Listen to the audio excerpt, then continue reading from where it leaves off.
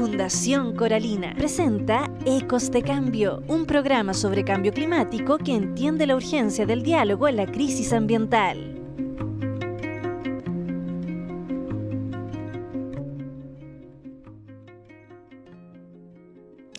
Hola, hola, damos inicio a una nueva temporada de Ecos de Cambio.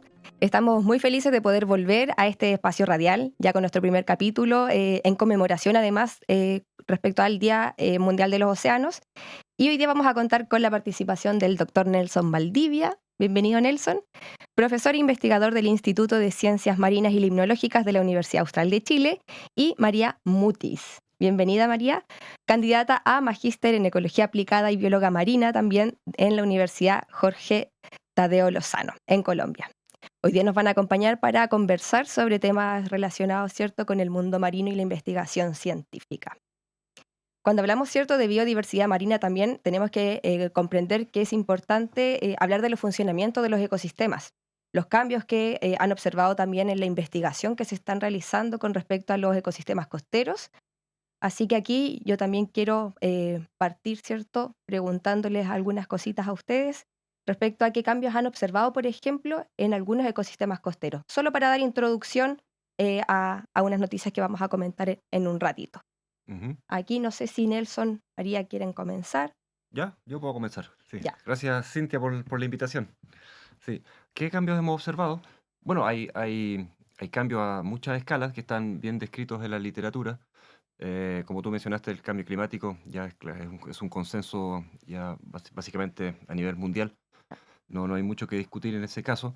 Y también hay otras particularidades. Por ejemplo, algo que ha salido últimamente en la literatura es que no solamente hay una tendencia a aumentar en promedio las temperaturas del aire o del agua, sino que también la variabilidad de esa temperatura está mostrando cambios que son aparentemente bien importantes. Pareciera ser que las anomalías de temperatura, ya sea altas o bajas, están tendiendo a hacerse más continuas en el tiempo, que es lo que le llaman autocorrelación temporal. Eso es un cambio que si bien no lo hemos visto en el laboratorio propiamente tal, pero sí ya están publicados y queremos investigar sobre las consecuencias que puede tener eso a nivel de las comunidades, poblaciones y ecosistemas costeros. Sí. Hay hartas cosas que están sucediendo, de hecho, y que la idea justamente de este capítulo es que nosotros podamos hablar de qué es lo que está pasando en los océanos y que la investigación también tenga una presencia importante en la vida de quienes nos escuchan, en este programa en particular que es Ecos de Cambio. Aquí, no sé, María, si nos quieres comentar también un poquito de tu historia, qué te trae para acá también. Ya, bueno, mi historia, soy bióloga marina, tengo más de 10 años de egresada y soy colombiana, he trabajado un montón de tiempo en el mar, siempre mar afuera. Me dedico especialmente a mamíferos marinos, he trabajado con aves y tortugas marinas también. Y si bien tengo más campo en Colombia, en mi tierra,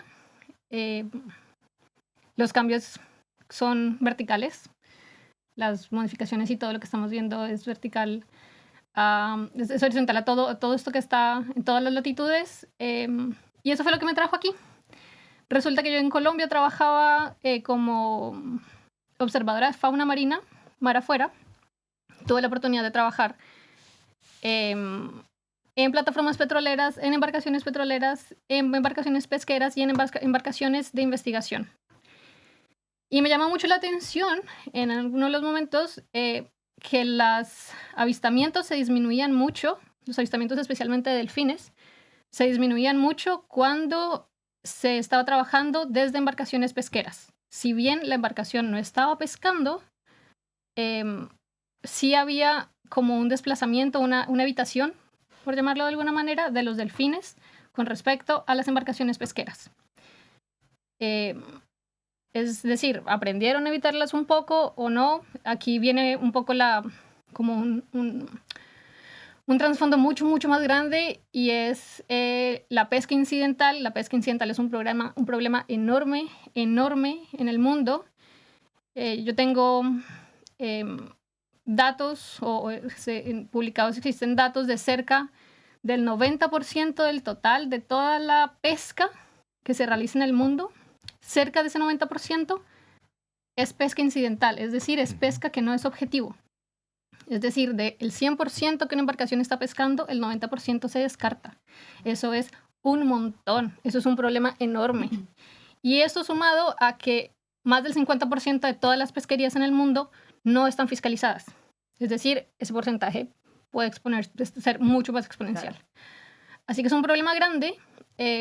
Los delfines están muy ligados a este problema, son una parte importante de esa pesca incidental. Y también hay un tema de gobernanza, un tema también de quién maneja los dineros un poco y de qué tan transparente es la información que generan y que entregan los pesqueros. Así que no siempre se sabe a ciencia cierta cuál es el impacto real sobre, en este caso puntual, las poblaciones de delfines. Eso me trajo a Chile porque tengo la fortuna de contar con una serie de datos que tomó el IFOP gracias al Centro Copas Coastal. Y tenemos una serie de datos de casi 10 años ahora de observaciones offshore, es decir, de observaciones mar afuera, y una base de datos enorme de variables oceanográficas. Dentro de esa serie de datos y de esas observaciones que tiene levantadas el Copas Coastal, hay datos de 2 especies de delfines con los que yo estoy trabajando para mi tesis de maestría. Y la idea de mi tesis es determinar cómo las variables oceanográficas van a determinar el patrón de distribución de 2 especies de delfines, el delfín común y el delfín oscuro, en toda la costa chilena, en toda la corriente de Humboldt, y ver si estos patrones de distribución relacionados a estas variables oceanográficas tienen o no que ver con el aumento del riesgo de pesca incidental en las costas chilenas. Entonces, como no tenemos la información ni el acceso a cuántas delfines están viéndose afectados, esta es como una aproximación, como nos damos como una vuelta por el otro lado a tratar de acercarnos a esta información. Y obviamente la idea es que esto sea aplicado, la idea es que esto sea, pues que sea para la gobernanza, esa es la idea. Y además que es difícil mantener a una persona que en el fondo esté constatando de que la información sea real, la que se entrega, como para... Es dificilísimo. Y también implica recursos, que yo creo que es justamente una de las principales limitantes dentro del mundo de los observadores científicos, me imagino. Es una de las grandes limitantes. Y otra gran limitante es la ética que se maneja en esos ambientes. Eso no es un secreto, así que... Sí, no hace falta todavía ahí, yo creo que el rol fiscalizador real y para empezar a tener números, ¿cierto? Que reflejen la realidad de lo que se está viviendo. Porque números existen. Claro. Números existen. Yo tengo, de hecho, una experiencia no tan buena en el Pacífico colombiano con el gobierno de allá, porque la información que ellos entregan en ese momento, eso es de hace unos años, la información que ellos entregaban en ese momento correspondía a un 100% de pesca incidental de una especie de delfín. Claro. Porque era la única especie de delfín que no estaba dentro de la lista roja.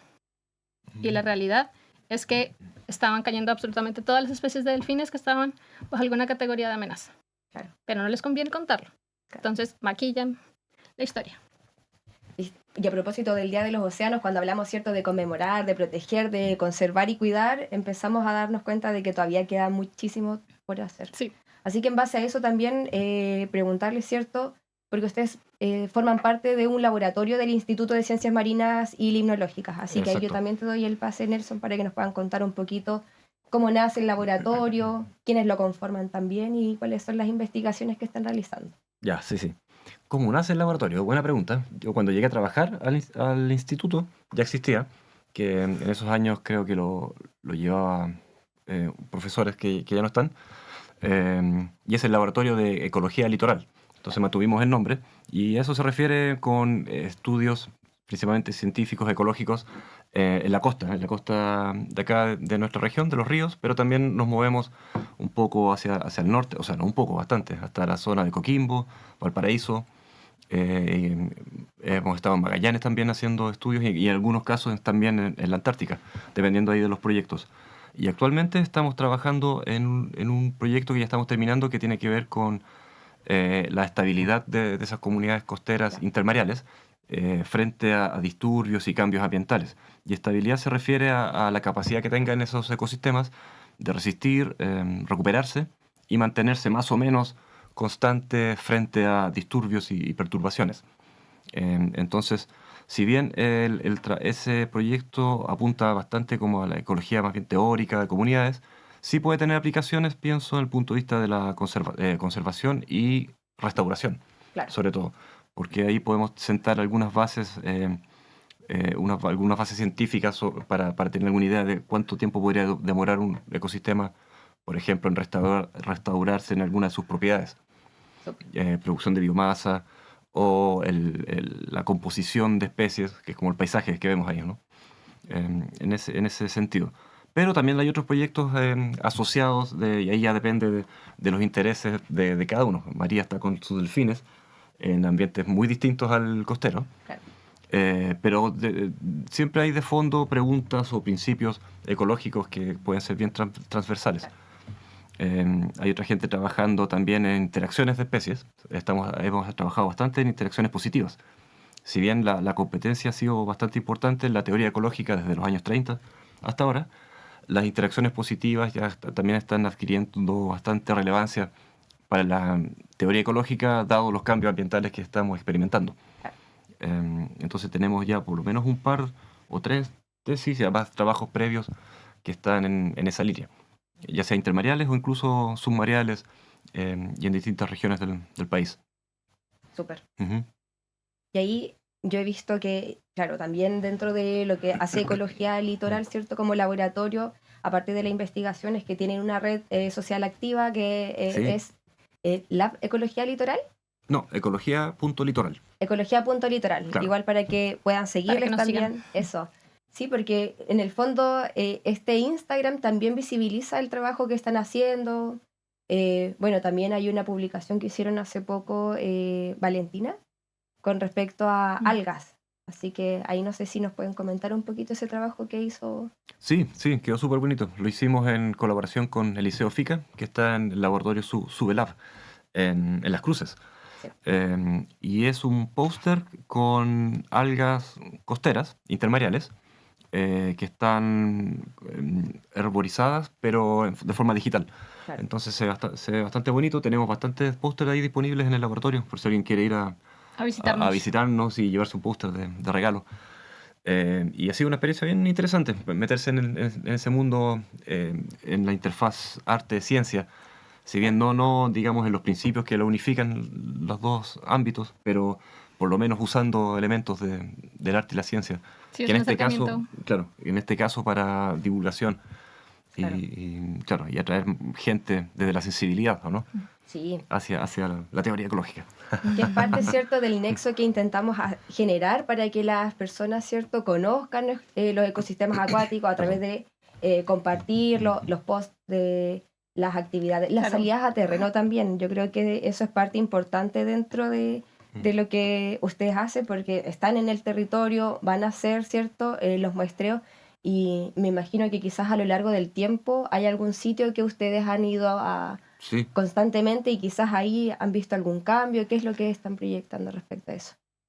Sí, tenemos varios sitios le llamamos de monitoreo, Claro. que los visitamos constantemente de acuerdo a, bueno, ahí depende ya de la pregunta de investigación, pero digamos las rayas para la suma es que los visitamos permanentemente. Y claro, se ven cosas interesantes, también tenemos buena interacción con la gente que habita esos territorios, eso es súper importante. No se puede hacer investigación y mucho menos conservación sin considerar a quienes viven ahí mismo. Y cambios, bueno, hemos visto distintos tipos. Por ejemplo, lo último que vimos que nos llamó harto la atención fue un proceso que se llama acreción de arena, que es cuando la arena, sobre todo acá en las playas rocosas del sur de Chile, en que durante el verano la arena se ha acumulado en la zona, digamos, intermareal. Entonces, lugares donde teníamos instalados nuestros experimentos en la roca ya estaban bajo un par de metros de arena, por lo menos. Ya.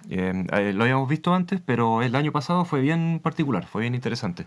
No sabemos bien a qué responde, a qué fenómeno sonográfico o climatológico o cómo explicarlo.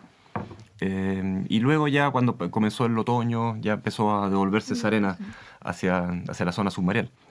Y Oye, seguían ahí los choritos y algunos otros organismos. El experimento en pie. Claro. claro. Estuvieron 2 meses bajo la arena.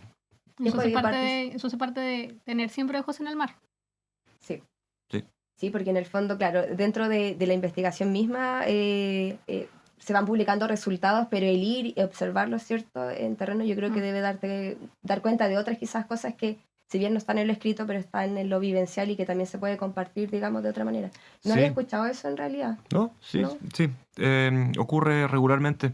No necesariamente la arena llega a la zona rocosa, Claro. pero sí las playas de arena son súper dinámicas, aunque parezcan muy estables. Si uno lo ve con más perspectiva, se mueven, las dunas se mueven también, pero a escalas temporales, claro, que no Que lo uno vemos, sí. claro, no lo siente tan Claro. seguido. Y aquí respecto a, bueno, voy a ir directamente a María para poder preguntarle, porque me llama mucho la atención de que este trabajo con la megafauna, Sí. allá tú tuviste experiencia con otras especies, me imagino, ¿cómo es el cambio entre Colombia a venirte a Chile? En Colombia tuve experiencia, estuve trabajando 10 años, cerca de 10 años, en el Instituto de Investigaciones Marinas y Costeras, en el INVEMAR se llama. Ujú. Y fui la persona encargada del monitoreo de aves de manglar Ya. en todo el Caribe colombiano. Tenemos, de hecho, unos sets de datos bien interesantes que están pendientes de publicar.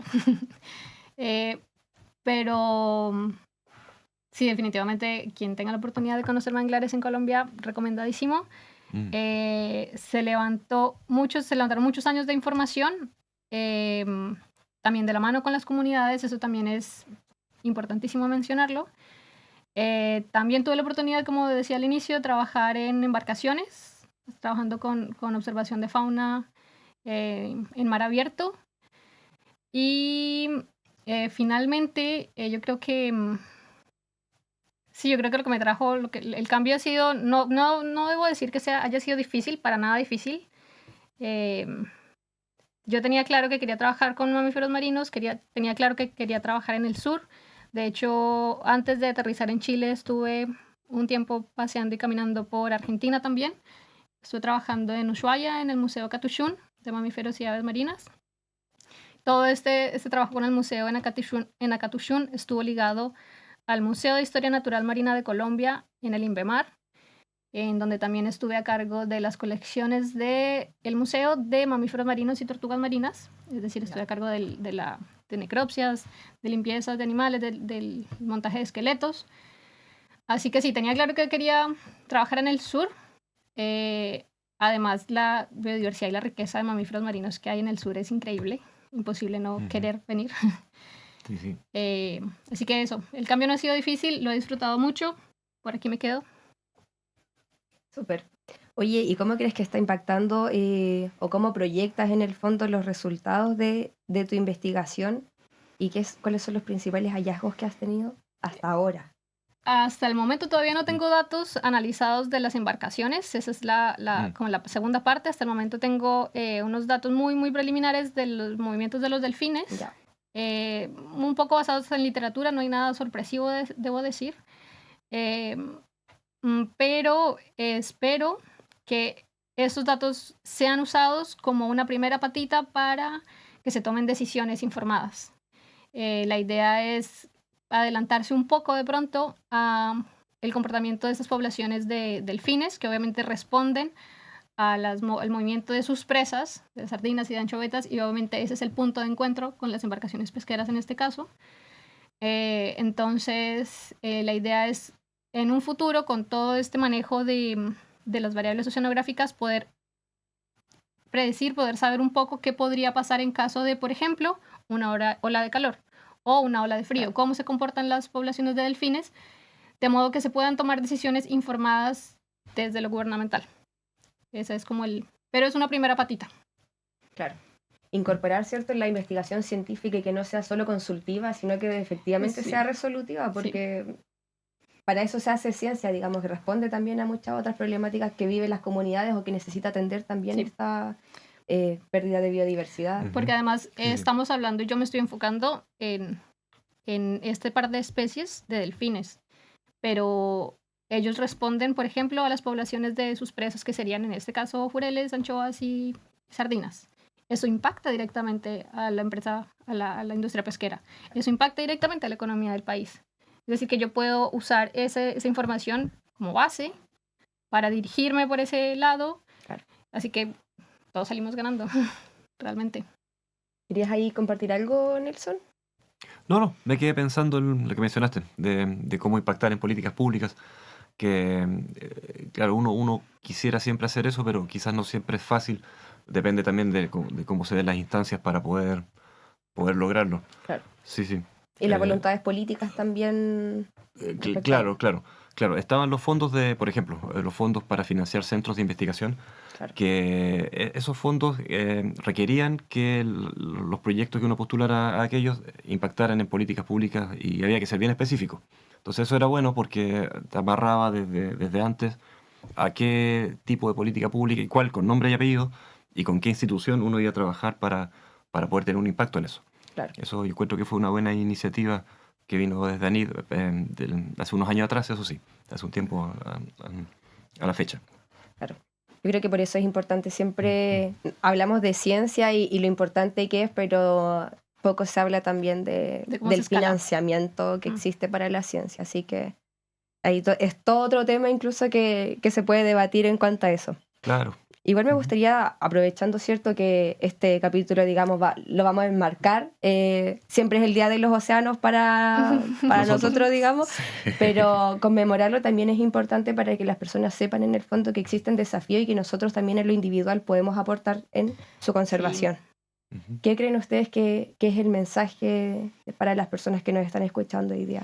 Yo ¿Cómo tengo- podemos conectar en el fondo igual Yo tengo con aquí el mar? una como dice Nelson, una raya para la suma para Chile, que es algo que no sucede mucho en mi país, y es la ciencia participativa enfocada en este caso a los océanos. En Chile hay por ejemplo desde iniciativas súper sencillas como los grupos de WhatsApp que reportan avistamientos de mamíferos marinos. Ese detalle chiquitito ha generado un montón de bases de datos enormes Ujú. que, de nuevo menciono, ojos al mar siempre, y más que ojos al mar, registro lo que veo.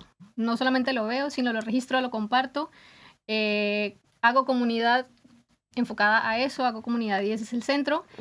Es algo que de verdad es súper importante, y las costas de Chile, que tiene una costa larguísima y preciosísima, hay que aprovecharla, definitivamente. Total.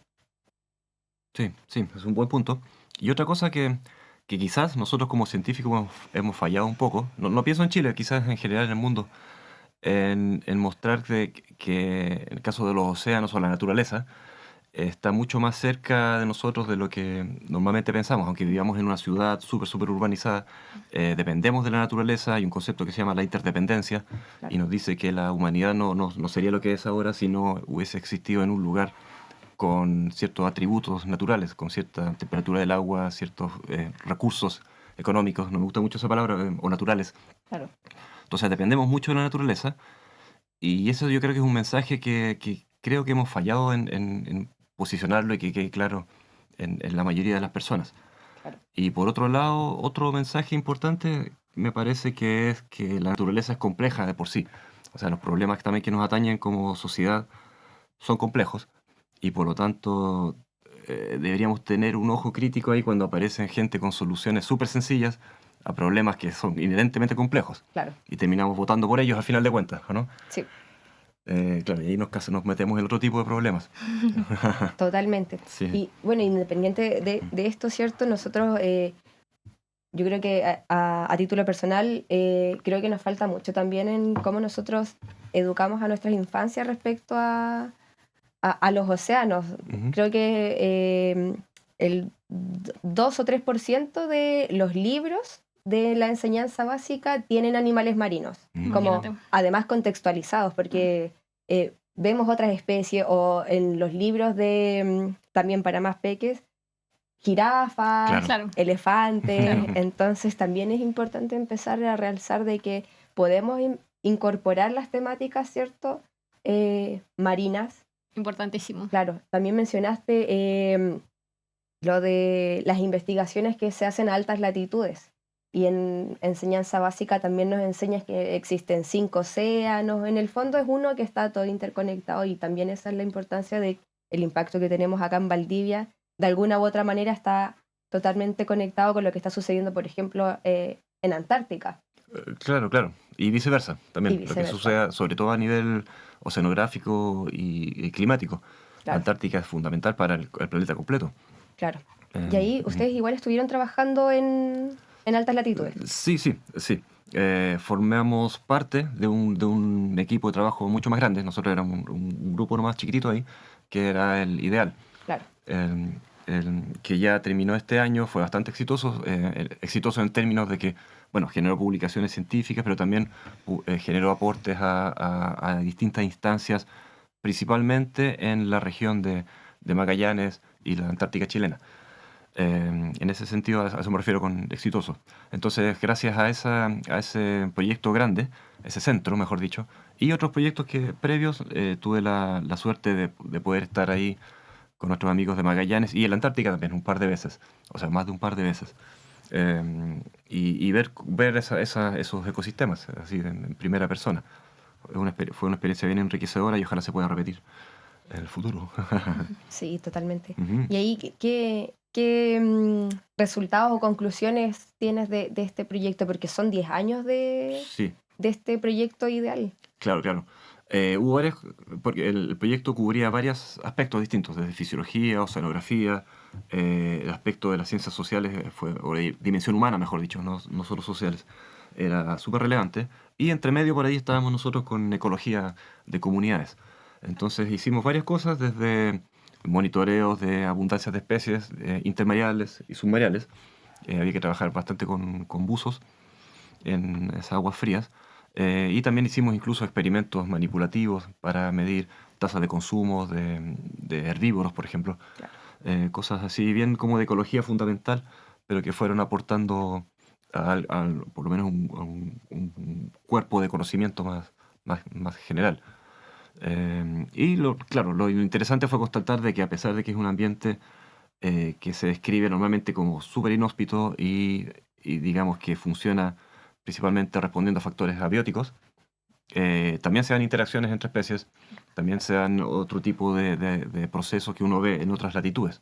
Por supuesto, a otras velocidades, con sus particularidades locales, perdón, pero se mantienen esas cosas. Eso es un poco de lo que tiene la ecología, que depende mucho de dónde uno está, Claro. pero aún así está funcionando con ciertos principios ecológicos. ¿Te fijas? Es interesante. Yo creo que poder llevar a las personas a conocer estos ecosistemas acuáticos es el desafío que tenemos siempre como biólogos marinos, como Sí. tratar de colocarle como el visor a que Sí. puedan ver lo que ustedes están viendo en terreno, digamos. Sin ir muy lejos, Valentina, una de las compañeras del laboratorio, estuvo el mes pasado en una escuela en Portezuelo, cerca de Chillán, y esta misma semana estuvo en un par de escuelas más aquí en Valdivia, trabajando con niños muy chicos de básica, y un detalle tan pequeño como mostrarles o ponerles a colorear, por ejemplo, imágenes de jaivas, imágenes de algas, imágenes de choritos, y presentarles al bichito en su mano para que el peque lo pueda agarrar, lo pueda tomar, les vuela la cabeza. Eso es algo que de otra manera no sé si los chicos podrían verlo, acceder a eso. Es que claro, tenemos que en el fondo generar conciencia de muchas veces algo que no vemos. Es diferente cuando hablamos quizás de aves, podemos Claro, ir a mucho hacer más. avistamientos, Claro. podemos ir a reconocer quizás Claro. bosques terrestres, pero ir a hacer, Sobre O- todo alguien que no ha crecido en la costa. por ejemplo. Ujú. Dificilísimo ponerles esa información en la cabeza. Así que bienvenidas todas esas iniciativas. Eso, y que se vayan sumando también a este movimiento, digamos, de empezar a sacar la ciencia de los laboratorios y quizás llevarlas a colegios, a otros espacios, a la radio UH también, Por que es un ejemplo. buen medio para poder hablar sobre océanos. Ujú. Y ahora nos vamos a una breve pausa, así que permanezcan acá. A la vuelta vamos a seguir conversando con Nelson Valdivia y María Mutis aquí en Ecos de Cambio.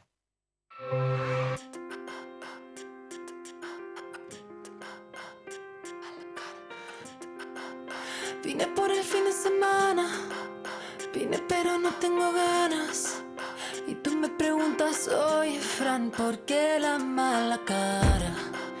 Hablas todo el día de plata, de lo que te hiciste en la cara, como si me importara, pero no me importas nada. Voy a poner mala cara, mírame en mi mala cara. Si nunca lo entendiste, no vas a entender nunca nada de nada. Bájate en mi mala cara, 24/7 o nada. Si no me quieres así, no me grites que yo soy la reina del drama. Bájate en mi mala cara. Tanto tiempo tan obediente, tanto tiempo sin decir nada. Intenté serme la estúpida, intenté ser educada. De tanto que me golpearon, me afilé como una daga. La verdad es que de estúpida yo no tengo nada. Voy a poner mala cara, voy a poner mala cara. Mírame mi mala cara, mírame mi mala cara. Si nunca lo entendiste, no vas a entender nunca nada de nada. Bájate en mi mala cara, 24/7 o nada. Si no me quieres así, no me invites, no me invites. Yo no te debo nada, siquiera una mirada. Solo queda una bruta, bruja, histérica, agotada. ¿Cómo te gustaría de verme derrotada? Que te tuviera ganas, no tuviera cara y que me dieras de mi leche derramada. Every woman has a well-stocked arsenal of anger, potentially useful against those oppressions, personal and institutional, which brought that anger into being. Focused with precision, it can become a powerful source of energy, serving progress and change. Tu rabia es tu oro. Nena, ya no tienes finger. Nena, hablas demasiado. Con esa carita no vas a llegar a ningún lado. Sigue en compañía de Ecos de Cambio, un programa de la Fundación Coralina. Acabamos de escuchar Mala Cara de Francisca Valenzuela y ya retomamos, ¿cierto?, nuestra conversación hoy día con Nelson Valdivia y María Mutis, ambos del Instituto de Ciencias Marinas y Limnológicas de la Universidad Austral de Chile. Estuvo muy interesante la conversación. Creo que siempre quedan como estos temas medios a la deriva, pero me imagino que podremos conversarlo y quizás que vuelvan a venir al programa en un futuro. Por supuesto, sí. Y hablando de futuro, ¿qué es lo que se viene ahora para el laboratorio? Laboratorio, las investigaciones personales, proyectos. Cositas, se vienen cositas. Se vienen Sí. cositas. Sí, yo ahora estoy vinculada a una iniciativa bien grande que se llama Wild and Sync, que es una iniciativa a nivel mundial basada en Suiza, en la universidad, en la ETH en Zúrich. Y la iniciativa lo que busca es hacer un monitoreo con ADN ambiental. Ya. Llevamos trabajando con ellos desde el 2016-17. Empecé a trabajar con ellos en Colombia. Ahora estoy coordinando un poco las actividades aquí en Chile y en Argentina también, con la toma de muestras de ciertos puntos de interés. Pero la idea es que esto se extienda un poco más en Chile. Y la idea es justamente eso, que generar una gran red de instituciones, de organizaciones y de centros que estén interesados en levantar información de biodiversidad mediante la técnica de ADN ambiental. Esta técnica puede apoyar muchas otras técnicas de muestreo, por ejemplo. Claro. A lo largo de Chile, en este momento tenemos también proyectos grandes e importantes en México, en Colombia, en Argentina, en Brasil hay un par. Creo que vamos a empezar en Perú pronto. En África hay varios países, en Europa obviamente tenemos algunos también. Así que es una iniciativa amplia, muy amplia, grande, y la idea es, más o menos a partir del otro año, fortalecer Chile y fortalecer como todo ese monitoreo y ese trabajo de interconexión entre centros y entre organizaciones chilenas. Oye, y ahí quizás solo para detallar un poquito la técnica del ADN ambiental. Es una cosa maravillosa. ¿Cómo opera para que nos podamos imaginar en el fondo que... Es una cosa maravillosa porque resulta que todo ser vivo, donde sea que ande, en este caso, por ejemplo, hablemos específicamente de animales, en donde sea que esté, va a dejar rastros de sí, es decir, va a dejar rastros de orina, va a dejar rastros de pelo o de piel o escamas, células.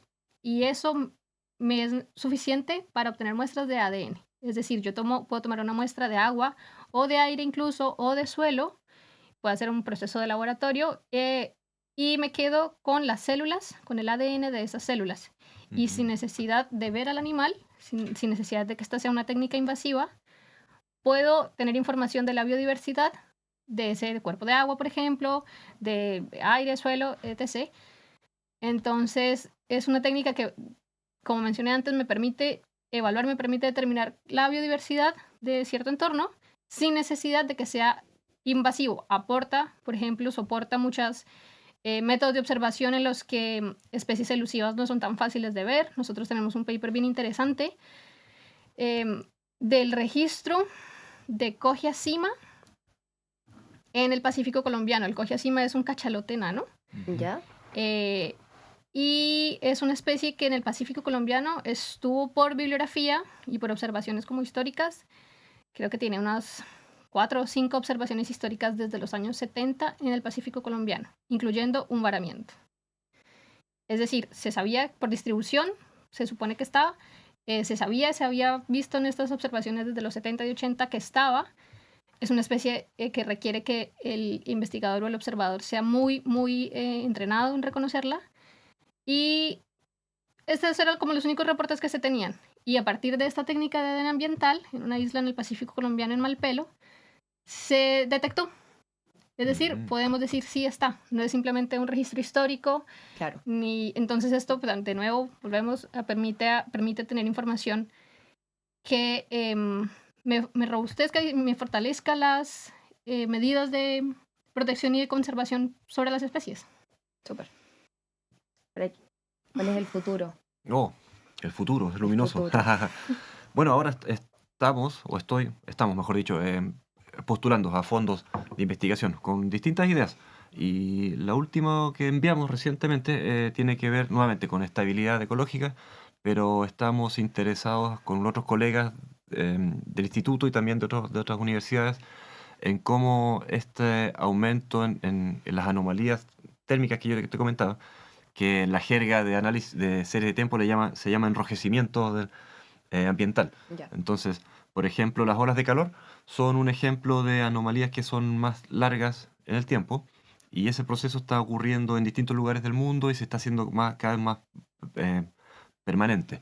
Entonces a partir de esa observación, se nos ocurrió la idea de investigar cómo ese enrojecimiento del ruido ambiental influye en la capacidad misma de los ecosistemas de responder a otros disturbios, Claro. si los debilita o no. Y también, nuevamente, queremos usar como modelo de estudio estas comunidades costeras rocosas intermareales, choritos, macroalgas, cirripedios, picorocos, ya sea a través del análisis de series de tiempo, o sea, datos de estos sitios que te había mencionado recién, pero Claro. ya monitoreados a través del tiempo, hartos modelos matemáticos y estadísticos, y un experimento que queremos hacer ya en el laboratorio para someter a algunos individuos de estos pobres organismos a distintos niveles de este enrojecimiento ambiental y medir respuestas fisiológicas de ellos frente a eso. Eso por un lado. Y por otro lado, estamos con una idea también con una colega de la facultad también, para seguir investigando especies introducidas, no nativas, en el Océano Austral y en la Antártica. Ya, súper. Y también hay que esperar a las postulaciones, a ver cómo nos va con eso. Esperemos que tengamos noticias y poder tenerlos también próximamente en el programa para empezar a conversar también de lo que se está haciendo, lo que se proyecta y, bueno, en realidad sentarnos siempre a hablar de los océanos. Y en Sí. ese sentido, igual, ya para ir finalizando esta primera parte, preguntarles a ustedes y a las personas en el fondo que nos están escuchando, el mensaje es para ellos. ¿Qué es lo que nosotros podemos hacer en lo concreto para proteger, cuidar y conservar nuestros océanos? ¿Qué les dirían ustedes a las personas que hoy día nos están escuchando aquí en Radio H? Yo les podría decir va a sonar un poco, a decirlo de nuevo, pero es ojos al mar siempre. Y más que ojos al mar, de pronto ojos al entorno, a darme cuenta que cambia, en dónde puedo poner una alarma, dónde puedo, conversando, por ejemplo, con mis vecinos, decir, esto no estaba así, ¿qué está pasando aquí? Porque esa es la única forma en la que podemos darnos cuenta del entorno, podemos cuidar nuestro entorno del que dependo. Yo creo que eso es como importantísimo, y estar bien informado siempre. O sea, en este momento las redes sociales, la divulgación está bien. Si bien hay muchas noticias y mucha información que no es tan certera, también hay mucha que sí lo es, y depende si yo tengo el interés real de moverme en esos círculos y de levantar información, de acercarme a esa información, de acercarme, por ejemplo, a organizaciones como Coralina, que aquí me está dando la información como en bandejita de plata. Así que sí, yo creo que vincularse siempre. Y las alianzas son tan importantes porque en el fondo... Nadie se salva solo. Y llegamos más lejos también. Claro. Así que, súper. Sí, yo concuerdo con María. Y yo añadiría a eso que una vez teniendo esa información y ya transformada más que información, conocimiento o sabiduría, que eso nos ayude a elegir bien a quién votamos como representantes y luego exigirles a esos representantes. Claro. Nosotros se supone que les damos el mandato de representarnos en un congreso o incluso al presidente, y tenemos que pedirle de vuelta, pues si básicamente están trabajando para el pueblo, para la nación. Y hay formas de comunicarse. Entiendo que los senadores tienen correos electrónicos que uno Claro. puede escribirle, decirle, mira, ¿qué está pasando acá en la costa? Etcétera, etcétera. Entonces yo creo que, claro, al final de cuentas, la ciencia, la conservación, son actividades del ser humano y por lo tanto son políticas inherentemente. Entonces tenemos que hacernos cargo de eso. Quizás no formar el partido por el krill o el partido por el chorito, pero sí ser más activo en ese sentido. Sí. Sí. Y leer, ¿cierto? Ujú. También la idea es que podamos generar estos debates y que sean partícipes también de esto que se está conversando. Yo creo que hay que convencerse de que uno tiene voz y que la voz de uno sí puede ser escuchada. No Sí. es ver un inconveniente, un problema y quedarme con el problema solito, no. Podemos generar cambios, así que yo creo que totalmente de acuerdo con lo que comparten. Y justamente, o sea, la idea de este programa es que quienes nos escuchan también sepan que se está trabajando, ¿cierto?, en la conservación de los océanos, en el intercambio de los saberes también, ¿cierto? Y que ellos también puedan ser partícipes sabiendo que se están haciendo estas iniciativas. Así que les agradezco enormemente, Nelson, María, por venir hoy día al programa. Muchas Hoy día con gracias. harta lluvia, pero Sí. se logró. Somos Sí. valdivianos ya, así que Somos estamos bolivianos, sí. impermeables ya al agua. Exacto. Así que muchas gracias y espero que nos podamos encontrar en otro programa Por supuesto. Muchas más gracias. adelante, con noticias.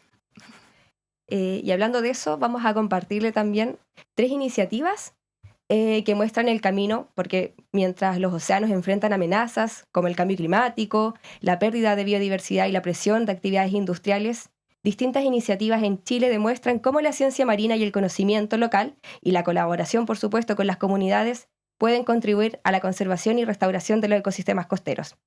En la Patagonia chilena, una expedición científica sin precedentes está recorriendo más de 1.200 kilómetros entre el Golfo de Corcovado y Cabo de Hornos para estudiar los bosques submarinos de güiro gigante o Macrocystis pirifera, nombre científico. El objetivo es comprender mejor el rol de estos ecosistemas en la captura de carbono y generar evidencia que impulse nuevas áreas marinas protegidas. Los investigadores destacan que cerca de 1/3 de los bosques de güiro gigante del planeta están en la Patagonia chilena, convirtiendo la zona en un refugio climático de importancia global. Sin embargo, la desaparición inesperada de un bosque de macroalgas de 20 hectáreas recuerda que incluso estos ecosistemas aparentemente resilientes enfrentan amenazas que aún no comprendemos completamente. También en la región de Coquimbo, pescadores artesanales están reinventando su oficio mediante la creación de granjas marinas en sus áreas de manejo. A través del cultivo de ostiones, ostras y otras especies filtradoras, buscan complementar la pesca tradicional y fortalecer la economía local. Además de diversificar los ingresos, estas iniciativas pueden aportar beneficios ecológicos, ya que las especies cultivadas ayudan a filtrar el agua y aumentar la disponibilidad de alimento para otras especies. En un contexto marcado por los conflictos asociados a industrias extractivas, energéticas y mineras, las granjas marinas surgen como una alternativa que fortalece el vínculo de las comunidades con el mar y favorece una gestión más sustentable de los recursos. Y en Chiloé, un estudio científico documentó el valor ecológico de los llamados corralitos de Pirenes, una práctica ancestral mantenida por comunidades lafkenches de la isla Apiao.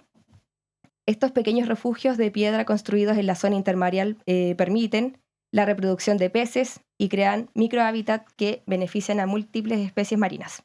La investigación mostró que este conocimiento tradicional no solo contribuye a la seguridad alimentaria local, sino que también favorece la restauración ecológica y la conservación de la biodiversidad. Frente a estas amenazas, como la salmonicultura industrial y otras actividades extractivas, la comunidad busca fortalecer la protección de estos ecosistemas mediante la creación de un espacio costero marino de pueblos originarios. Esta información es entregada gracias a Francisca López de Fundación Mar y Ciencia. ¿Qué les parece? Fabuloso. Fantástico. Perfecto. Vienen noticias también, ¿cierto? La idea es que podamos hablar de estas cosas negativas, pero también de que en el fondo se está trabajando para poder generar aquí una comunidad que está también atendiendo y fortaleciendo su economía local. Ujú. ¿Algún mensaje de salida que quieran compartir? Creo que gracias, muchas gracias. Está buenísimo visibilizar, está buenísimo divulgar, hacer parte. Sí, también quiero dar las gracias a ti, Cintia, por invitarnos. Bueno, y a todo tu equipo de producción. Y cuando quieras, podemos volver con María. Y siempre bienvenidos al laboratorio. Y por supuesto, siempre ¿Qué bienvenidos es? al laboratorio. @ecología.litoral. Ecología.litoral. Entonces Sí. ahí pueden seguirlo en redes sociales para que conozcan el trabajo que está realizando Nelson, ¿cierto? María, Valentina Somos y un gran todos los equipo, sí. representantes de su equipo, Sí. que por cierto son todos unos bacanes y unas bacanas. Nosotros entonces nos encontramos el próximo martes a las 18 horas, ahí en otro programa de Ecos de Cambio, también invitados a que nos sigan en redes sociales, Ecos de Cambio y @coralina.cl. Nos vemos.